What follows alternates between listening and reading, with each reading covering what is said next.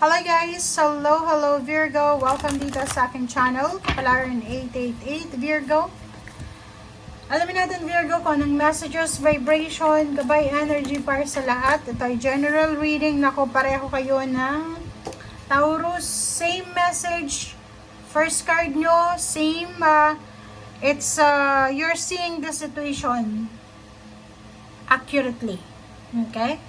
So, sinasabi dyan sa'yo ng baraha na kung ano man ang nangyayari ngayon, ano man ang nakikita mo sa ngayon, ano man ang trato sa'yo ng mga tao sa ngayon, yan ang totoo. Okay? You're seeing the situation accurately. Kung halimbawa, tinatrato ka ng mabuti, yan talaga sila. Kung ano man tong nakikita mo sa ngayon, yan yung katotohanan. Okay? Nakakaloka. Virgo.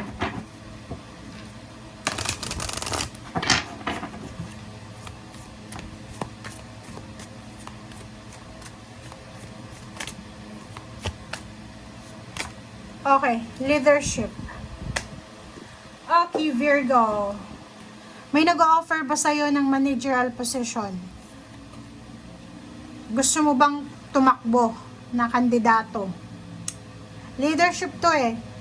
'Di ba? Sinasabi sa'yo dito na kung may kakayahan ka na maging leader, mamuno sa pamilya, sa trabaho, sa komunidad, step into your leadership. Okay? Share your message, inspire and empower others. So, dito Virgo sinasabi na kung kailangan ng tulong mo, tumulong ka. Kung may mga tao dyan sa paligid mo na medyo nawawalan ng inspirasyon, medyo nawawalan sila ng energy, kailangan mong i-boost yung energy nila. Parang ganun lang yun. Sa leadership na yan, hindi naman ibig sabihin na palaging boss or kung ano pa man. Sa pamilya, pwede yan eh. Sa pakikipagkaibigan, sa kaibigan. Like may mga kaibigan ka na medyo nawawalan ng pag-asa, wala silang trabaho, walang pamilya.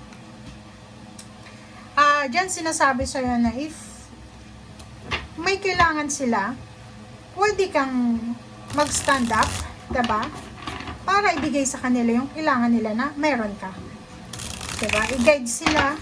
Diba? Yung pag-guide sa mga kapamilya natin, sa mga tao sa paligid natin, kaibigan. Way yun ang pagiging pagiging leader. Diba? Virgo? Okay. Okay, Virgo. Meron ditong Virgo, babae. Dalawa yung pinagpipilian niyang trabaho. It's either international, it's either local yung isa. Or pareho silang local, parehong sa Pilipinas, or pareho silang nasa ibang bansa, yung trabaho nito. Nakikita ko sa iyo dito na hindi ka makapagdesisyon. Nasa ganun ka eh, wini-weigh mo yung mga bagay-bagay, yung positive and negative. Hindi ka makagawa ng desisyon, gawa ng natatakot ka. You have fear sa puso mo. Hindi ka alam kung bakit ka natatakot dito. Step up. Leadership eh, 'di ba? Sinasabi diyan sa iyo na if meron kang hindi maintindihan sa ngayon, huwag ka munang magdesisyon. Maghintay ka muna. Kasi itong 2 of Wands na to, minsan yan eh, yung isa hawak mo, yung isa hindi mo alam, hindi ka sigurado. It's either dalawang trabaho yan, ino-offer sa'yo. Yung isa, alam mo yung trabahong yon, yung pasikat-sikat sa trabaho. Yung isa, hindi mo alam. Pero yung hindi mo alam na yon, mataas yung sweldo na yon.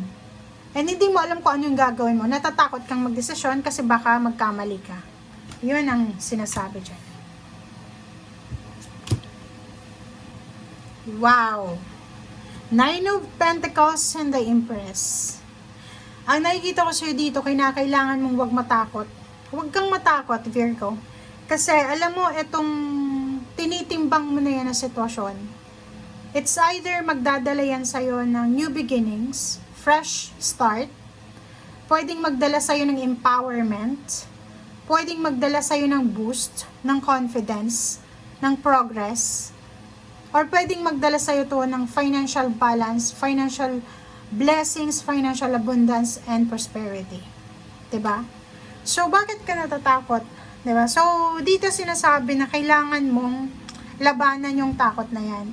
If ngayon, halimbawa sa last 2 weeks na to ng February, hindi ka pa makapag-desisyon, okay lang yan. Nasa March pa lang, 'di ba? So, hindi ka dapat nag-aalala. Kasi ano pa wala pa tayo sa kalahati ng taon. Huwag kang mag-alala. Sa usaping emotion, kasi itong money to sa usaping emotion, wala kang problema. Kasi sa usaping puso, sobrang masaya ka. Kita mo dito, umaapaw yung cups mo Parang, kahit financially, wala kang pera talaga. Financially, wala kang hawak na salapi. Pero sa usaping emotion, sobrang powerful ka. Sa usaping emotion, sobra kang tawag dito, masayang-masaya ka. Umaapaw yung kaligayahan mo. Yung The Sun na to, plus Ace of Cups, ito yung parang sasabog yung puso mo sa sobrang kaligayahan. Isa sa mga pinagpipray mo, minamanifest mo sa anak mo, kung may anak ka, apo, pamangkin, or asawa, or partner, ay posibleng mangyari siya. Okay? Malamilagro to na happiness na mararamdaman mo. Okay? Walang katumbas na pera ang ligaya na mararamdaman mo. Okay? So, strength, nakikita ko sir dito na emotionally, you will reclaim your power. You will be empowered. You will be super strong. You will be super confident. And nakikita ko sir dito na napapaligiran ka ng mga taong suportado ka. Napapaligiran ka ng mga taong